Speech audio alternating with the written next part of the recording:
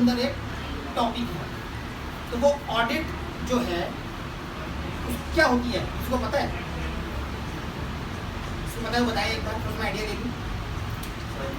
Audit में सब check करते हैं अकाउंट जो कंपनी मेंटेन करती है कि सारे अकाउंट ढंग से मेंटेन नहीं है, टैक्सेशन ढंग से पे हो रहा है नहीं हो रहा, सैलरी सब कुछ। बहुत बढ़िया, तालियां बजा दो इनके लिए। बहुत बढ़िया आंसर है। ऑडिटिंग इज बेसिकली चेकिंग, जो भी कर रखा है उसकी चेकिंग को करने को ऑडिटिंग बोलते हैं। कंपनी के अंदर कंपनी के ऑपरेशन को चेक करना, जिसमें चाहे परचेज डिपार्टमेंट हो, सेल्स डिपार्टमेंट हो, अकाउंटिंग हो, फिजिकल माल रखा हो, उन सबको चेक करना है। तो वो सब चीज़ें उसके अंदर आती हैं। ऑडिट के अंदर पीछे जब मैं कंपनी में था तो मैंने 4 एग्जीक्यूटिव अपॉइंट किए, जिसमें से 2 सीए थे और 2 नॉन सीए भी थे। उसके अलावा और जूनियर लोग मैंने बहुत सारे भर्ती किए, इसलिए किए कि हमें पूरे ऑल ओवर इंडिया में हमारी कंपनी की ब्रांचेस थी और हर जगह पे अभी भी हम लोग करते हैं वो चीज़। मैं कंपनी की बात बता रहा हूँ आपको। और हर पूरे इंडिया में वेयर हाउसेज है। मान लीजिए जैसे आप किसी बड़ी कंपनी का नाम लो, विशाल मेगा मार्ट का नाम लिया। अब विशाल मेगा मार्ट दिल्ली में इतने सारे हैं, पूरे इंडिया में कितने होंगे? हर जगह पे माल पड़ा हुआ है। तो वो माल सही जगह से रखा है, नहीं रखा है, टूटा है, नहीं टूटा है, उसकी ऑडिट करवाई जाती है, जिसे कहते हैं स्टॉक ऑडिट या फिजिकल वेरिफिकेशन। तो वो काम भी जब आप अकाउंटिंग कर लेंगे, यहाँ पे सीख लेंगे ऊपर की जो बेसिक चीज़ें हैं अकाउंटिंग वाली, तो अब सीधा ऑडिट के अंदर भी फिजिकल वेरिफिकेशन ऑडिटिंग के अंदर आप जा सकते हैं। ये आपको इसका स्कोप है कंपनीज के अंदर, सीए फंड्स के अंदर तो ऑब्वियसली ज़िंदगी भर रहेगा, क्योंकि हमारे पास भी काफ़ी सेमी स्किल्ड आपके जैसे लोग हमारे पास हैं जो ऑडिट पर जाते हैं हमारे साथ, चाहे बैंक्स में भी जाते हैं, कंपनीज के फिजिकल वेरिफिकेशन के लिए भी जाते हैं। और उसमें भी जब आप ये ट्रेनिंग ले लेते हैं, एकदम से तो आपको जॉब मिलेगी नहीं उस तरह से। तो आप जब ऑडिट के लिए आप अपना बिजनेस में जाना चाहेंगे, इसमें प्रोफेशन के अंदर, ऑडिटिंग के अंदर एक ट्रेनिंग आपको करनी पड़ेगी। ये ट्रेनिंग विद स्टाइपेंड हो सकती है, विदाउट स्टाइपेंड हो सकती है। कोई पैसे दे भी सकता है आपको, कोई पैसा नहीं भी दे सकता है। लेकिन जब आप वो कर लेंगे 6 महीने की, 1 साल की ट्रेनिंग, उसके बाद आपका जो करियर है वही 15,000 से लेकर 50,000 तक कुछ भी हो सकता है। डिपेंड करेगा कि आपने क्या क्या चीज़ें सीखी हैं और कितनी अच्छी तरह से आपने वो सीखी है। और कुछ इसमें समझना चाहेंगे आप? ऑडिट से रिलेटेड कुछ और आप समझना चाहेंगे? अभी तक जो हमने समझा उसमें कोई क्वेश्चंस हैं आपके? नहीं। अगला एरिया मैं बताता हूँ आपको, परचेज की एंट्रीज डालते हैं आप? क्या एंट्री होती है परचेज की, कोई एक बताइए।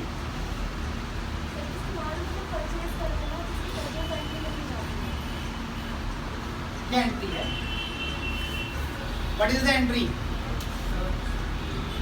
सर जैसे कोई हम कुछ सामान खरीद रहे हैं तो उसको हम ऊपर लिखेंगे डेबिट में, और फिर जो हम किसी चीज़ से पेमेंट करेंगे, कैश में करेंगे या चाहे बाई चेक में करेंगे, उसको हम क्रेडिट में करेंगे। तो इसका जैसे हमने कोई फर्नीचर खरीदा तो इसका हम परचेज अकाउंट लिख के डेबिट में जितनी पेमेंट है वो लिखेंगे, और फिर टू अगर हम कैश से दे रहे हैं तो टू कैश लिखने के बाद में जितनी पेमेंट करिए वो क्रेडिट। वेरी गुड, बैठ जाइए।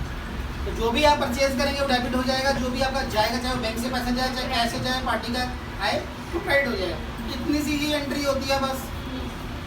वेरी गुड, एंट्री तो इतनी होती है, लेकिन ये परचेज डिपार्टमेंट के अंदर आप लोगों का स्कोप बहुत बड़ा है। ये छोटी सी एंट्री आपको 10,000 से लेके 1 लाख रुपए तक सैलरी महीने की दे सकती है। तो इस परचेज एंट्री को कितनी अच्छी तरह से करना है फर्स्ट मैं बताता हूँ आपको।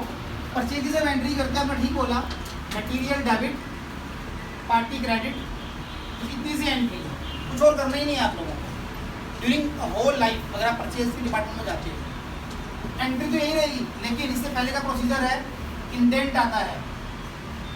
परचेज करने से पहले माल खरीदना होता है, तो माल खरीदने वाला आपको इंडेंट भेजेगा। वो इंडेंट आपको समझ में आना चाहिए क्या चीज़ होती है। उस इंडेंट में माल लिखे होंगे, कितने कितने माल होते हैं, क्या क्या लेना है, उसकी लिस्ट आएगी। वो लिस्ट लेंगे आप लोग। वो लिस्ट लेने के बाद आप बात करेंगे अपने वेंडर के साथ कि मुझे इन सब आइटम्स का रेट दे दो, उनसे रेट लिया जाएगा।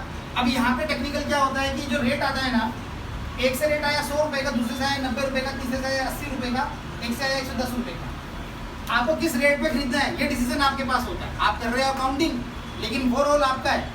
जितना सस्ता माल खरीदवा दोगे बढ़िया से बढ़िया कंपनी को, उतने कंपनी का फायदा है, उतना ही आपको इंसेंटिव मिलने वाला है। तो परचेज से पहले इंडेंट स्टार्ट होगा। इंडेंट के बाद आपको परचेज करने के लिए अपने वेंडर से बात करनी पड़ेगी। वेंडर आपको वो माल भेजेंगे, जब वो माल आ जाएगा तो आपको कंफर्मेशन लेना है अपने स्टोर डिपार्टमेंट से कि जो मटेरियल आया है वो material as per quality, as per quantity okay है या नहीं है, तो टूटा हुआ तो नहीं है। अगर वो सब ओके है तो ये एंट्री क्लोज हो जाती है। अगर वो सब ओके नहीं होता है तो एक डेबिट नोट या फिर क्रेडिट नोट और डल जाता है यहाँ पर कि भाई पार्टी से इतना पैसा लेना बाकी है क्योंकि माल खराब आया, या ये माल जो आया था खराब है, माल वापस कर दो। ये छोटा सा जो काम मैंने आपको बताया ना, ये आपके करियर को पूरी जिंदगी के लिए चला सकता है। फॉर द होल लाइफ आप इसी में रह के बहुत बड़ा काम है। बड़ी बड़ी कंपनी, अच्छा ये विशाल मेगा मार्ट का जो परचेज मैनेजर होगा हेड ऑफिस में बैठा हुआ, कितने की परचेज करता होगा साल में, अंदाजा लगाओ। आप एक फिगर बोलो कोई। 100-200 करोड़ की परचेजेस वो करते हैं। 200 करोड़ की परचेज करता है एक परचेज मैनेजर, तो सेल्स से भी ज़्यादा बड़ा रिवेन्यू हो गया ये उसके लिए। अब 100 करोड़ के ऊपर उसने अगर 1 रुपये भी पर आइटम बचा दिया तो 100 करोड़ रुपये उसने कंपनी के लिए बचा दिया। इतनी बड़ी वैल्यू है इस परचेज अकाउंटिंग की, है कुछ नहीं। जो बेस्ट आप स्टार्टिंग में सीख रहे हो अकाउंटिंग वही है, उतना ही है। इन्वेंट्री अकाउंटिंग ही तो है, कुछ और तो है ही नहीं। पर जब आप उसको सीख लोगे तो आपको ये बताने का भी कॉन्फिडेंस होना चाहिए कि आप ये आता है, अगर मैं इस डिपार्टमेंट में आता या आती हूँ तो मैं कंपनी में आके आपको इतने का फ़ायदा तो दिलवा ही दूंगी, नहीं तो ये मैं गारंटी देती हूँ कि मेरी वजह से ये नुकसान नहीं होगा कि आपका माल खराब हो गया, एंट्री गलत डल गई। इतना कॉन्फिडेंस आप मालिक को जाके बोलोगे या अपने सीनियर को बोलोगे तो ही आपको जॉब मिलेगी, अदरवाइज नहीं मिलेगी। अगला, तो ये क्लियर हो गया। तो आप ये समझिए यदि आप अंडर ग्रेजुएट हैं, ग्रेजुएट हैं, तो बिल्कुल मलाल मत रखना कि आप सीए नहीं हैं। आपके लिए स्काई अनलिमिटेड है, आप कुछ भी कर सकते हैं ये सीखने के बाद, बशर्ते ध्यान से सीखें, ठीक है। इसके बाद जो अगला आपके लिए एवेन्यू आता है सेल्स। सेल की एंट्री डालते हैं आप लोग, क्या एंट्री है?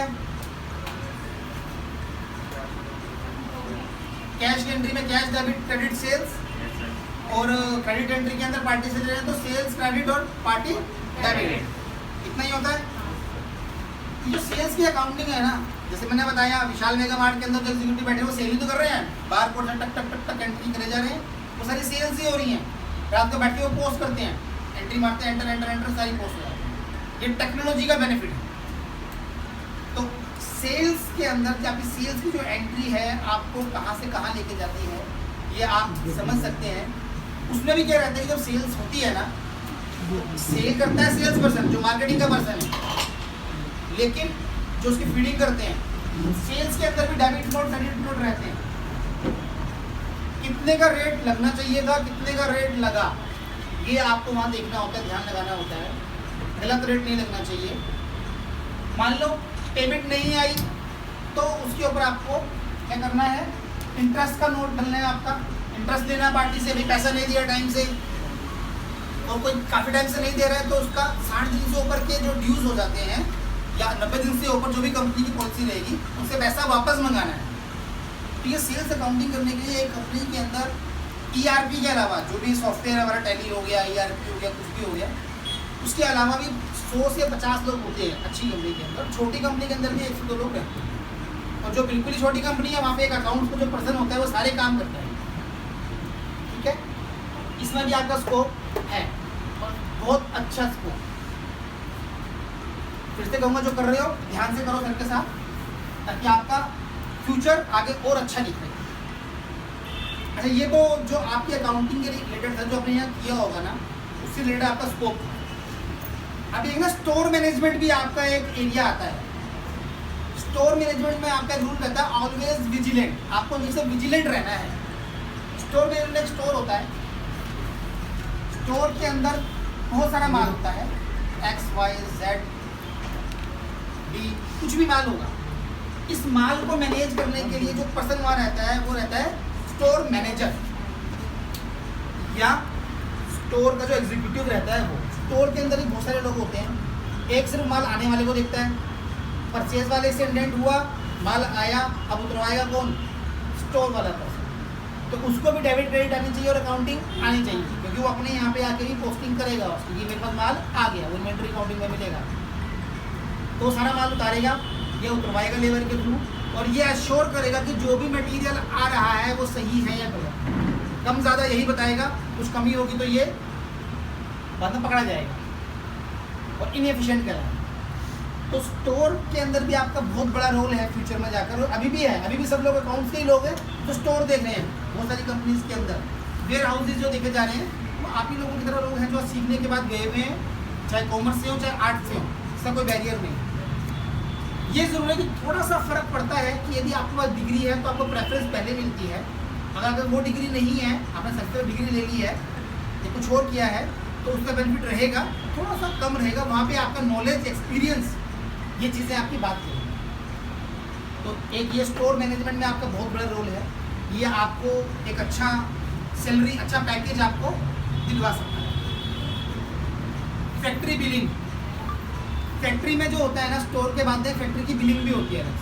सेल्स का तो होता है, सेल के अलावा मटेरियल स्टोर से लेके प्रोडक्शन फ्लोर तक पहुंचाने के लिए भी बिलिंग होती है, माल निकालने में।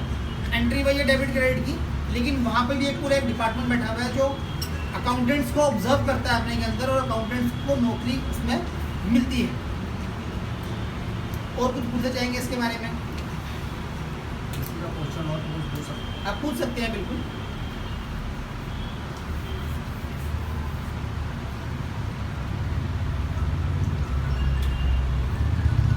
कोई क्वेश्चन नहीं है, मैं मान रहा हूँ। फैक्ट्री बिलिंग और स्टॉक मैनेजमेंट में आपको देखना है कि ऑलवेज विजिलेंट रहने वाली बातचीत है। आपको हमेशा आपको विजिलेंट रहना होता है वहाँ पे कि आपका माल जो है सही होना चाहिए, गलत नहीं होना चाहिए। फिजिकल टेकिंग होती है, उसकी जिम्मेदारी स्टोर वाले के ऊपर ही रहती है।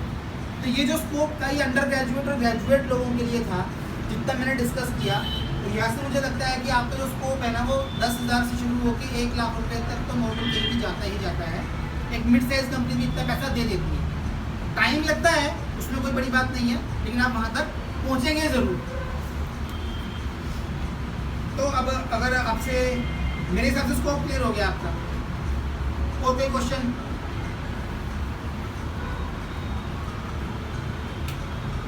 कोई क्वेश्चन नहीं है किसी का? सबको समझ में आ गया? हाँ? नहीं है क्वेश्चन। फैक्ट्री बिलिंग ये तो क्लियर नहीं है। कौन सी वाली? फैक्ट्री बिलिंग था ना, वो क्लियर नहीं है। फैक्ट्री बिलिंग, देखिए ये एक फैक्ट्री बिलिंग क्या रहती है कि जो स्टोर के अंदर जो माल है, फैक्ट्री के अंदर जो माल पड़ा हुआ है, फैक्ट्री का काम होता है माल को प्रोसेस करके फाइनल प्रोडक्ट निकालना। तो फैक्ट्री को उसके लिए क्या करना पड़ता है, रॉ मटेरियल लेना पड़ता है स्टोर से, वो फैक्ट्री में आएगा। फैक्ट्री में जो पर्सन बैठा हुआ है जो बिलिंग कर रहा है वो यहाँ से माल बनाएगा, इंडेंट भेजेगा यहाँ पर कि मुझे माल बनाना है 1000 किलो, मुझे माल भेजा जाए। अगर जो स्टोर है वो फैक्ट्री के अंदर ही है तो फैक्ट्री के अंदर वाले डिपार्टमेंट को भेजेगा, कहीं बाहर से आता है तो बाहर वाले स्टोर पे वो डिपार्टमेंट डालेगा।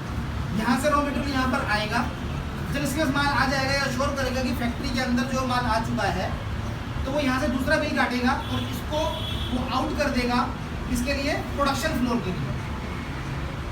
वो प्रोडक्शन फ्लोर पे चला जाएगा और प्रोडक्शन फ्लोर पे बताया जाएगा कि 1000 किलो माल गया है, अभी 1000 किलो माल से माल बनाया जाए, रॉ मटेरियल गया है, आप फिनिश गुड बनाई जाए। और उसके बाद वो चेक किया जाएगा कि 1000 किलो से अगर 900 किलो माल बन के निकलेगा फिनिश गुड तो वो 900 ही है या फिर कहीं 800 तो नहीं रह गया, कोई लॉस तो नहीं हुआ बैच के अंदर। वो सारा काम फैक्ट्री बिलिंग के अंदर जो पर्सन बैठा होता है वो उसको देखता है। ये फैक्ट्री बिलिंग की। अच्छा, स्कोप सारा आपको आगे